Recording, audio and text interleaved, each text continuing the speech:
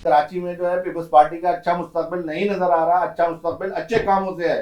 Peoples party इस शहर को, इससे अच्छा मौका ही नहीं है पीपल्स पार्टी के पास। पीपल्स पार्टी जो है वो कराची को जो है इस वक्त चाहे तो बहुत कुछ दे सकती है, क्योंकि सब कुछ उसी के पास है। उसे किसी से लेने की जरूरत नहीं है, वफाक की तरफ देखने की जरूरत नहीं है। और आप बात कर रहे हैं, आप एमक्यूएम के ऊपर इल्जाम लगा के सारी चीजें आप निकलना चाह रहे हैं। ये एमक्यूएम की खराबी है, एमक्यूएम के साथ एमक्यूएम को ले डूबी, और ऐसे ही ऐसा ना हो कि आपको भी ले डूबे। तो जरूरी है कि डूबने से पहले जो है ना, अभी ये आप जो है तैरना आ रहा है तो आप इस वक्त में कोई अच्छे काम कर लें। अस्सलाम वालेकुम नाज़रीन, प्रोग्राम आ गई तब्दीली के साथ। मैं शाहिद मुस्तफ़ा, मेरे साथ सीनियर साहबी तजज़ियाकार शहजाद चुगताई साहब। शहजाद चुगताई साहब, क़याम पाकिस्तान के बाद पाकिस्तान के दो हिस्से हो गए, लेकिन उन कुव्वतों को सुकून नहीं मिल रहा। क्या कराची को तबाह किए बगैर आप नया शहर नहीं बना सकते क्या? कराची के साथ जो बनने जा रहा है नया शहर, कराची के साथ आप देखें सुपर हाईवे पे, इस पे हम किसी का जिक्र नहीं करेंगे। सबको है, जरूरी थोड़ी है कि इसके लिए कराची को आप तबाह करें, कराची के इंफ्रास्ट्रक्चर को तबाह करें और नया शहर बनाएं। आप केएमसी को जिस तरह तबाह किया जा रहा है, और डीएमसी को, केडीए को, वाटर बोर्ड को, कराची के सारे इदारों को, कराची की तबाही का प्लान शहजाद साहब कहीं ना कहीं तो बना है, और किसी ना किसी ने तो बनाया है, और किसी ना किसी की हिमायत भी हासिल है। इसके बगैर तो मुमकिन नहीं है। लेकिन ये तबाही का सिलसिला खत्म होके नहीं दे रहा। इसका क्या मकसद है, कुछ समझ में नहीं आ रहा है। क्या कोई आप कराची में एक आप समझ ले कि उर्दू बोलने वालों की तादाद ज़्यादा है, उनका मेयर आता है, वो सारी चीज़ें आप जो है ख़त्म करना चाह रहे हैं, उसके लिए ये कर रहे हैं? या आपका जो कारोबार है, तामीराती कारोबार है आपका, और शहर से बाहर आप नए शहर बना रहे हैं, उसके लिए ऐसा कर रहे हैं? क्या शहजाद साहब हो रहा है? देखें शाहिद मुस्तफा साहब, बात यह है कि इस वक्त जो शहर की हालत है वो इतनी ख़राब है, और इस शहर के अंदर आप प्रॉपर्टी को देखें कि प्रॉपर्टी कहाँ से कहाँ पहुँच गई। करोड़ों रुपए मालियत की, यानी कि फ़्लैटों की मालियत 2-3 करोड़, 6 करोड़ रुपए। क्लिफ्टन में एक फ़्लैट की मालियत, मेरे एक अजीज़ वहाँ रहते हैं, तो उस फ्लैट की मालियत 6 करोड़ रुपए। 6-6 करोड़ के फ़्लैट हैं। उन फ्लैटों से बाज़ औक़ात तो ये होता है कि आप उन फ्लैटों से नीचे नहीं उतर सकते। जब बारिश हो जाती है तो एक दिन नहीं, कई दिन तक जो है कीचड़ और गंदा पानी और सीवरेज का पानी खड़ा रहता है। और कोई शहर की इस वक्त कोई सड़क, चाहे वो पॉश एरिया हो, पीसीएचएस हो, वो डिफेंस हो, नार्थ नाज़ाबाद हो, फेडरल एरिया हो, गुलशन इकबाल हो, कोई सड़क ऐसी नहीं है मोटरेबल नहीं है। 55-53 मिलीमीटर 60 मिलीमीटर वो शहर ख़त्म हो जाता है। बफर जोन और दीगर इलाके, शहर के बहुत से इलाके डूब गए और घरों में पानी दाखिल हो गया। जी हाँ। तो मेरे कहने का मकसद ये कि ये जो इस वक्त जो शहर की सूरत हाल है वो ऐसी है कि एक आदमी यहाँ रह रहा है, वो देख रहा है कि ना इस शहर में पानी है, ना इस शहर के अंदर सीवरेज का निज़ाम है, ना इस शहर के अंदर कोई सड़क महफूज है, और ना यहाँ कूड़ा उठाया जाता है, कूड़े के ढेर लगे हुए। तो सवाल ये है कि इन हालात में, यानी कि एक मजबूरी के तहत तो कोई आदमी या कोई फैमिली यहाँ रहेगी, लेकिन ये कि आने वाले दिनों में आखिरकार वो ये तय करेंगे कि भाई ये इतने गंदे इलाके में, इतने गंदे शहर में रहने से बेहतर ये है कि हम फिर या तो, और हो रही है शहजाद साहब, बड़ी तेजी से वो आबाद हुआ जा रहा है, और उसके लिए जो है उसकी वैल्यू बढ़ रही है। K4 के प्रोजेक्ट जो पानी का रखा गया है, उसमें 100 MTD पानी उसी इलाके के लिए रखा गया है।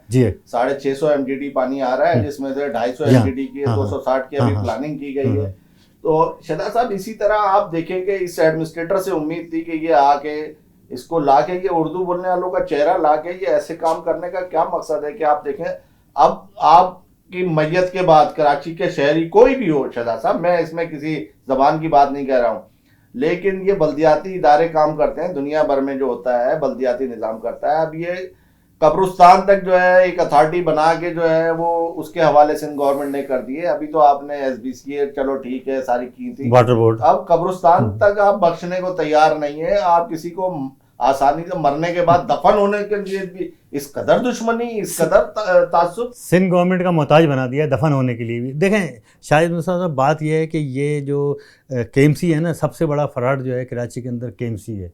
इसलिए है कि KMC के कोई पावर ही नहीं है। जो एडमिनिस्ट्रेटर है या मेयर है उसके कोई पावर ही नहीं है। सारे पावर तो नीचे DMCs के पास हैं। यानी कि अब वो कूड़ा उठाने का काम जो DMCs का था वो भी सिंध गवर्नमेंट ने ले लिया।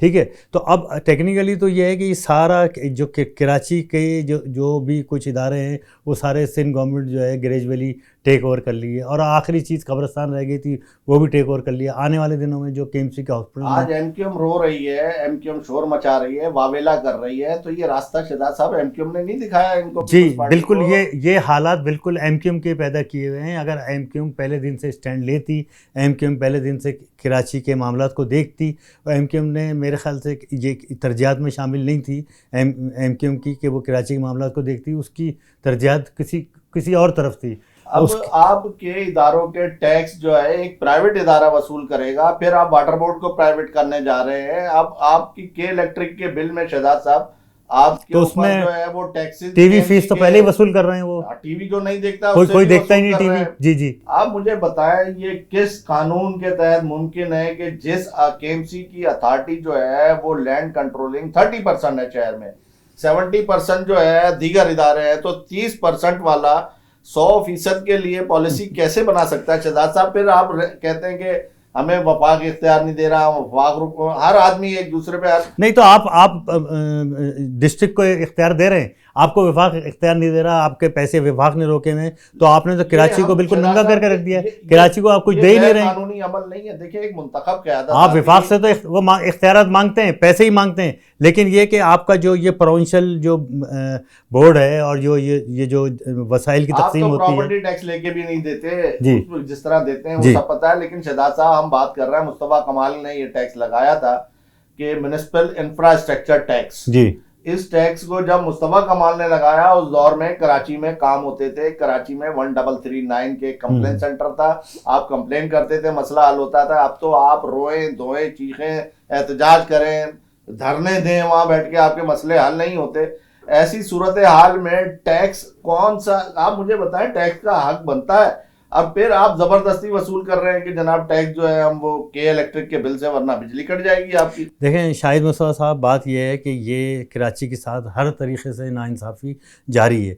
अब ये जो इंफ्रास्ट्रक्चर टैक्स जो मुतारिफ़ कराया था, ये तकरीबन 5 अरब रुपए का उस ज़माने में टैक्स होता था, और इससे यानी कि शहरियों ने इसको देने से भी इनकार किया, लेकिन फिर भी इससे 2-3 अरब रुपए की इनकी आमदनी होती थी। अब भी हो रही है, अब भी हो रही है। ये जो इस तरीके से हो रही है कि जो क्या सनती इदारे हैं, कारखाने हैं, मुख्तलिफ इदारे हैं, वो तो देते हैं ये टैक्स क्योंकि वो मजबूर हैं। फिर दूसरी चीज़ ये कि अगर कोई शहरी नहीं दे रहा है तो उसको अल्टीमेट जब वो मकान बेचेगा तो उसको ये टैक्स जो है वो प्रॉपर्टी ट्रांसफर नहीं होगी, जो प्रॉपर्टी, तो ये हर सूरत में देना होगा। अच्छा, अब जो आप बात कर रहे हैं कि साहब ये क्या कानून है और ये ऐसे कैसे हो रहा है, दुनिया में ऐसे नहीं हो सकता। देखें, ये इस मुल्क में और इस मुल्क की अगर अब मैं बात नहीं करता तो इस शहर के अंदर और इस सूबे के अंदर तो अंधेर नगरी चौपट राज है। और वो इस तरीके से अभी हाल ही में देखें जब लॉकडाउन किया गया तो कोई ऐसा कानून नहीं है कि जिसके तहत आप किसी आदमी को लॉकडाउन की खिलाफ वर्जी में गिरफ्तार कर सकें, जेल भेज सकें। लेकिन आपने देखा होगा कि हज़ारों लड़के जो है इन्होंने जेल भेजे और उनसे 5-5 हज़ार रुपये लेके इन्होंने छोड़े, दुकानों से पैसे लेके। इस मुल्क में देखें सबसे बड़ा मसला तो कानून का है। अब ये जब लड़के कोर्ट में पेश किए गए तो कोर्ट किसी जज ने इनसे ये नहीं पूछा कि भाई आपने इनको दफ़ा 140 के तहत गिरफ्तार किया है, लेकिन ये कि उस दफ़ा 140 के तहत तो ये कोई वायलेंस बनता ही नहीं है, ये कोई यानी कि वायलेशन ही नहीं है जिस पे आपने गिरफ्तार किया। लेकिन अदालतों ने भी उनकी ज़मानत कर दी, पर इनको फ़ौरन छोड़ देना चाहिए था क्योंकि किसी कानून के तहत कोई गिरफ्तारी बनती नहीं है। तो मतलब यहाँ तो यानी कि जंगल का कानून है, लॉलेसनेस है, अदालतों में भी लॉलेसनेस है। अगर हमारे फैसले शहजाद साहब वर्ल्ड बैंक नहीं करनी है और उन्होंने इमदाद देके, आपने कुछ नहीं करना, हमारी हुकूमतों ने कुछ नहीं करना है, उनकी मोहताज है, उनकी मर्जी से आप जहाँ वहां जो है एमडी तैनात होंगे, डीएमडी फाइनेंस अफसरान फाइनेंशियल मामला देखेंगे, एडमिनिस्ट्रेशन देखेंगे। तो बात यह कि जब वर्ल्ड बैंक ने देखनी है तो हमें हुकूमत की क्या जरूरत है भाई इस मुल्क में? शहजाद चुगताई साहब, हमें कि पीपल्स पार्टी की, एमक्यूएम की, नून लीग की हुकूमत की क्या जरूरत है? हुकूमत को तो होना ही नहीं चाहिए। मैं ये कह रहा हूं कि शहजाद साहब, मुझे तो ये इतना बेजार हूं मैं इस सूरत हाल से, चाहे आप समझे इसको कैसे भी, मैं समझ रहा हूं कि इस वक्त ये बात नहीं कहना चाहिए कि असल वक्त तो मार्शल का अब है, देखा जाए कि देखिए कोई आदमी भी सुकून में नहीं मिलेगा।